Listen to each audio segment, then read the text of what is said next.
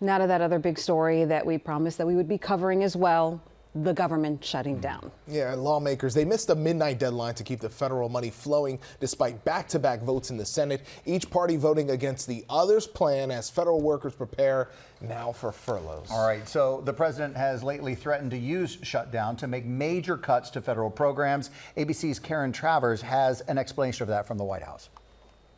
Charlene, Pedro, Sam, good morning. The U.S. government is shut down. That's as of 12:01 a.m. The government is out of money because Congress could not agree on a funding plan. The main sticking point right now is health care. Democrats are pushing to reverse Medicaid cuts that were put in place earlier this year. They're also demanding an extension of health care subsidies that are set to expire later this year for millions of people under the Affordable Care Act, that's known as Obamacare. Those are likely to increase health care premiums nationwide for millions of Americans.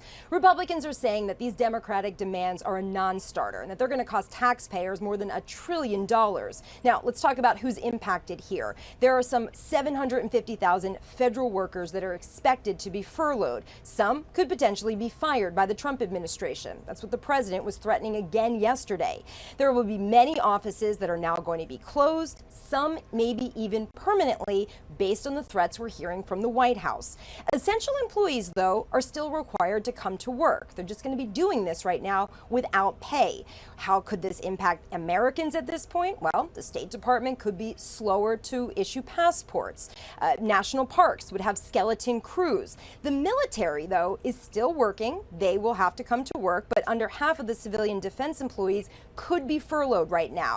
You're also likely to see the FDA having food inspectors who are affected by this. Now, the airports, though, of course, that is a big thing for many people who are traveling. 3/4 of FAA staff would be working without pay. And when workers are, of course, left in limbo, and there's a lot of political blame being thrown around here in Washington, the fingers are pointing. Here is what congressional leaders had to say this morning on ABC. Democrats are united in our resolve to make sure that we cancel the cuts, lower the costs, and save health care for the American people. We're in the midst of an incredible crisis, a health care crisis that Republicans have caused. Every Democrat in the House, except one, voted against the clean continuing resolution.